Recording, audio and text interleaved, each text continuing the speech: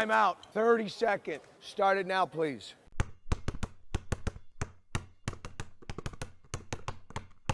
Realize my alarm's going off. Open my eyes and glance at the time. Wake up and get out of bed. Hit my knees and say a prayer. Get outside to get some sun in my eyes. Do my quick full body car mobility routine. Make the bed. Turn the light and TV on in my daughter's room. Finish getting myself dressed. Prep the food and water for my dog and let him outside. Go back and pull my daughter out of bed. While she gets dressed and the dog eats and goes outside, I make breakfast. Finish breakfast and make the morning greens, drinks, and vitamins. Eat breakfast with my daughter. Brush teeth, floss, and do hair. Then out the door we go to drop her off at school.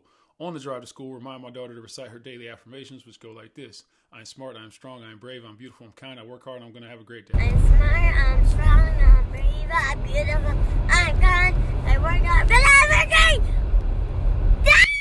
Drop her off, drive back home, go outside to walk the dog, come back inside, then work on some more training with him.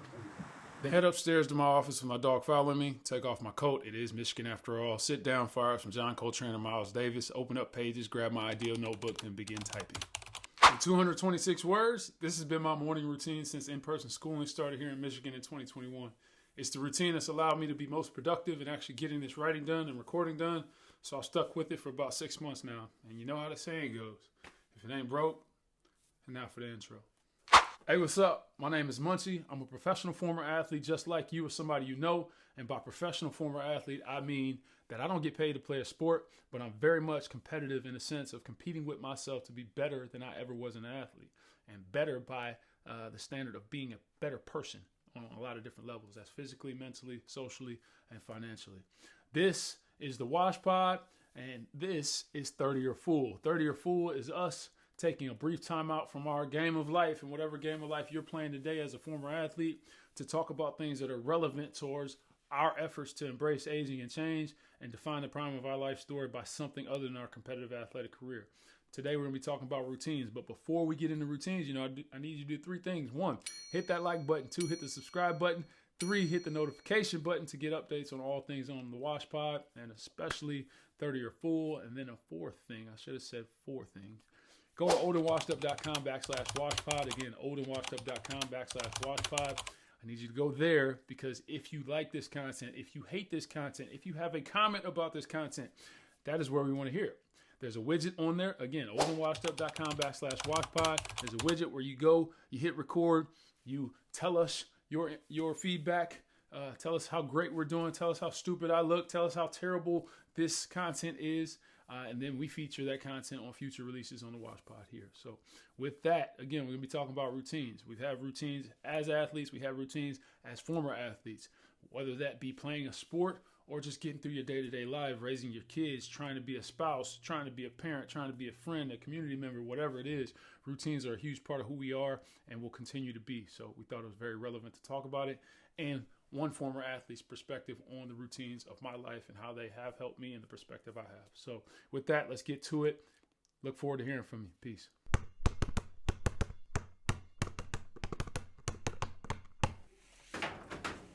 What better time to talk about routines than when I'm doing one of my routines, which is as a single father, laundry day Sunday. Have you ever just thought about how much of our lives are actually lived essentially in routine format? Whether consciously or subconsciously, some things we do habitually become habit out of necessity. But many are also things we deliberately added based on an intended or desired outcome.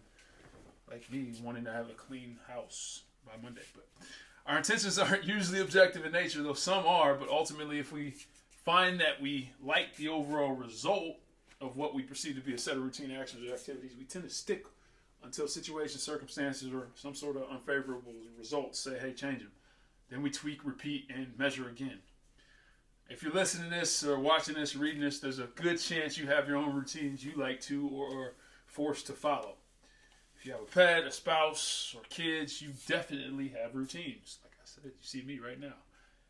Morning routines like the one I described in the intro. My laundry routine like you see me going through right now. You got school routines. You got sports routines. House cleaning and yard work routines. Pet care routines, car maintenance routines, sleep routines, and so on, and so on, and so forth. See, selfishly, we hope, or I hope, that by listening to or reading this, you'll become one of the routines that you find valuable in your life. Maybe you say, hey, this is a really good podcast, really good content, or no, this guy's actually folding laundry and I'm not going to listen to him. But anyway, why do we hope that? Because people like us do things like this. I mean, in reality. For example, in his book, The Power of Habit, Pulitzer Prize winning writer Charles Duhigg explains that habit formation is based on a few key elements: a cue, a craving, and a reward. That's become known as the habit loop. And what it says is that every habit has three components. There's a cue, which is like an automatic trigger for a behavior to start. And then a routine, which is the behavior itself. And then finally, a reward that helps your brain remember that pattern for the future. Every habit has cues and rewards. And for years, everyone from Aristotle to Oprah, when they've talked about habits, they've focused on the routine, on the behavior. But what we've learned in the last decade is that it's the cue and the reward that influence how habits function. In my example in the intro, those elements could be thought of as follows. The cue, my alarm, or alarms to be accurate. I rarely can only have one, and I'm sure there's somebody out there like me that just got to have like 7 alarms. The craving, the sense of urgency I feel to be sure my daughter gets to school on time with a full stomach, fresh breath, clean clothes, hair excited, with a smile, right? Then the reward, the sense of accomplishment I get seeing her smile as we walk up the sidewalk towards her school, and the freedom I get to then come back and work uninterrupted while the sound of jazz music plays and I write these words and I start my work day. I'm basically just this kid, like this kid you're about to see, waiting to stuff marshmallows in my mouth at that point. I assume you guys have heard of the marshmallow test. For anyone who hasn't, this is how it worked. There was this researcher in the 1960s at Stanford. He had a 4-year-old daughter. He took her and a whole bunch of her friends, and he put them in a room one by one. He'd put a marshmallow in front of them, and he would say, okay, look, here's the deal. You can eat that marshmallow. I'm going to leave the room for 10 minutes. If when I come back, the marshmallow is still there, then you will get a second marshmallow. Now, I actually have myself a 4-year-old at home, and so I can tell you that putting a marshmallow in front of a 4-year-old is like putting crack cocaine in front of an addict. Like, there's nothing more tempting. This experiment has been replicated. Let me show you some tape of what happens when you put a marshmallow in front of a 4-year-old. I'm going to go do something, and then I'll come back. It smells yummy. Oh, it smells really good.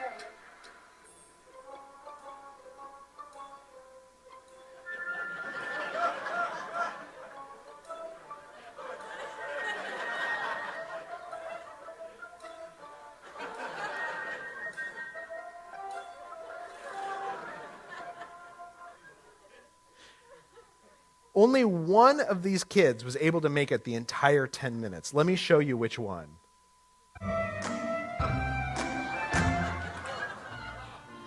How'd you do? Did you do good? You did? You wanted to eat it, didn't you? Yeah. So did I tell you I'd give you another one? Okay, now you can have both. You need them.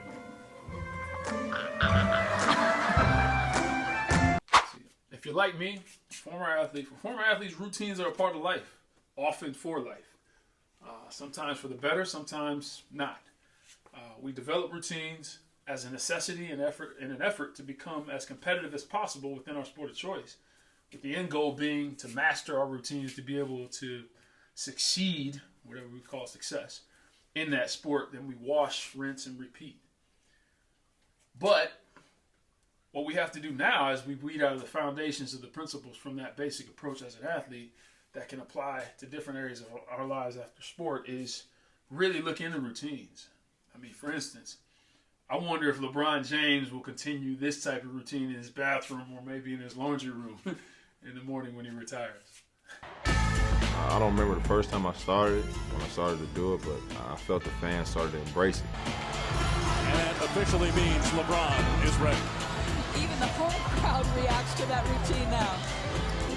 And that's his pregame ritual, much to the chagrin of the people sitting right courtside of us to get the top of that. So, what's the point? All right. The point is, our experiences in sports taught us the need for routines as a mandatory part of the process of achievement in that sport. Scoreboards and stats were used to determine just how good we've been at following those routines. Then the wins, losses, recognition, scholarships, contracts, and money, etc. were used to mark and track our progress in refining those routines to produce specific outcomes and results. AKA, We formed habits, applied routines, kept score. Then used the scores to act as a ratchet, kind of a ratchet, to continue the habits, routines, and scoring, right? So for athletes, the cue may have been walking in the weight room or gym or pre-workout song or something like that, right? The craving could have been a desire to receive recognition from your coaches or fans. The reward, the cheers of the crowd or the recognition in the local paper or TV news station. When properly structured and positioned, our routines allowed us to free up energy and focus for responding to the inevitable chaos that was inherent in actual gameplay.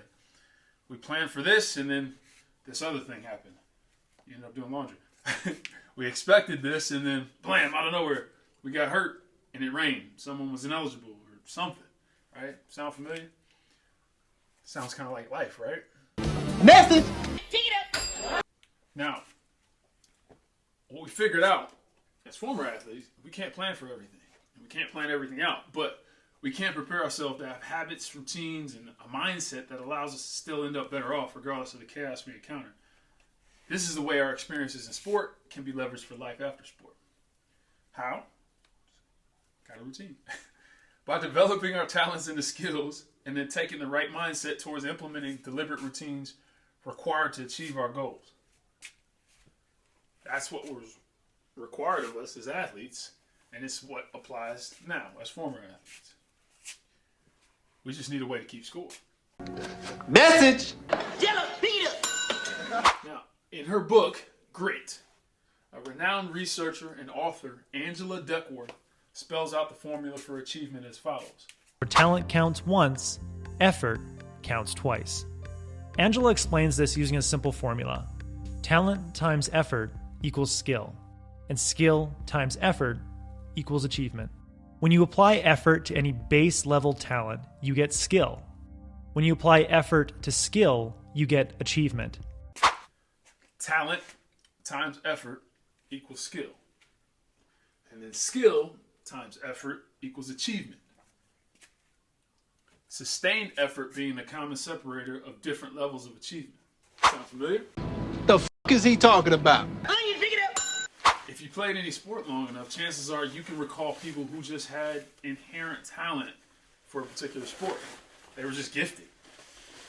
But, as fate would have it, they didn't have the mindset required to put the effort into developing that talent.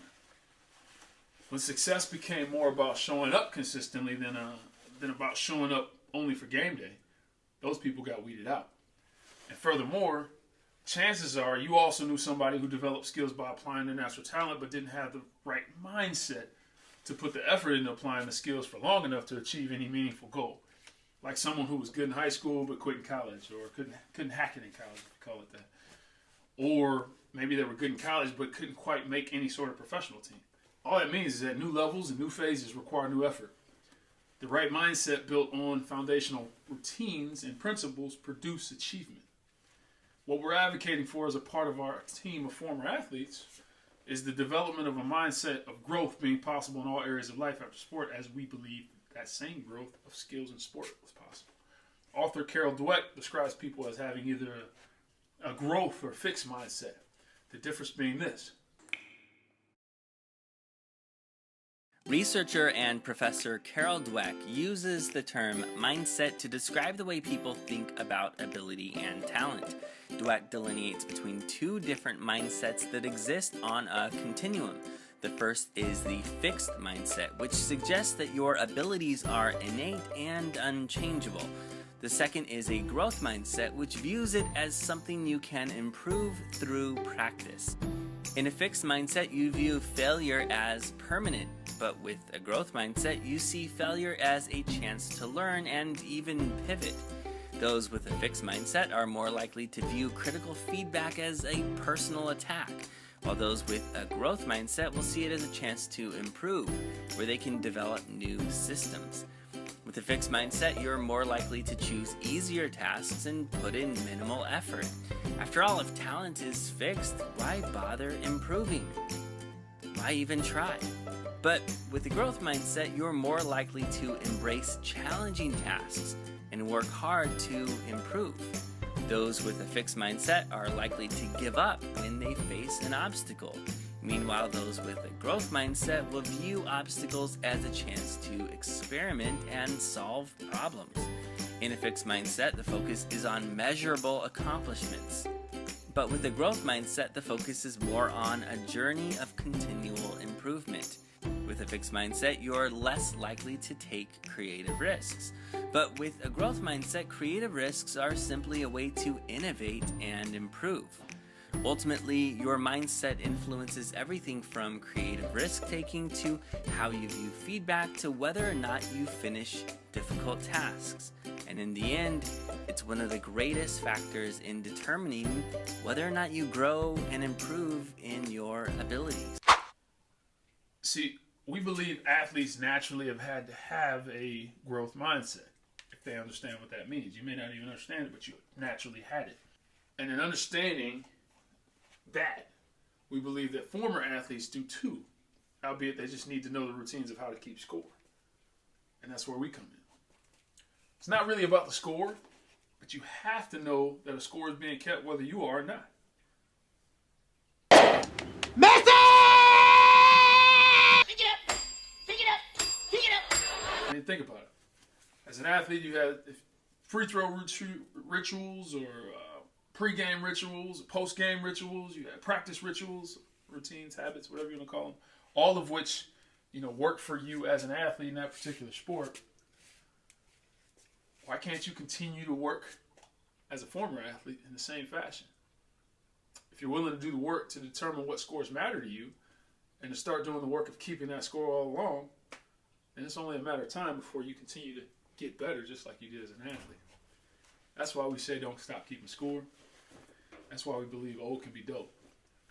Again, our goal is to embrace aging and change and work to define the prime of our life story by something other than a competitive athletic career. Now, that doesn't mean that, laundry is going to be any more, fascinating than what you just watched me do. But it does mean that you might have a chance to gamify your life in a way that actually valuably and tangibly benefits you. So, with that, I'm going to get back to my routine. I'm going to finish my laundry. Sunday routines are fun. Hope everybody's doing well. Old is dope. Don't stop keeping score. Peace. All right, this has been 30 or Full. That was about routines. What do you think about it? We want to hear. Do you love it? Do you hate it? Do you disagree with everything that was said? Do you feel like you wasted your time? You feel like there's a way we can make this better? We need to hear your voice. We want your opinions. Write in the comments, but better yet, go to oldandwashedup.com/washpod. Again, oldandwashedup.com/washpod. We need to hear your feedback, read your feedback. It's the only way this gets better. We make better things for people like us, the old and washed up former athletes, fighting to define the prime of our life story by something other than our competitive athletic career. Before you get out of here, if you haven't done so already, I need you to do 3 other things. So there was 4 in the intro. The one was go to oldandwashedup.com/washpod. The other 3 are hit the like button, hit the subscribe button, and turn on your notifications to get updates on future releases here on the Wash Pod, especially 30 or Full. So with that, I'll let you get back to your life. Appreciate your time. Look forward to hearing from you. oldandwashedup.com/washpod. Peace.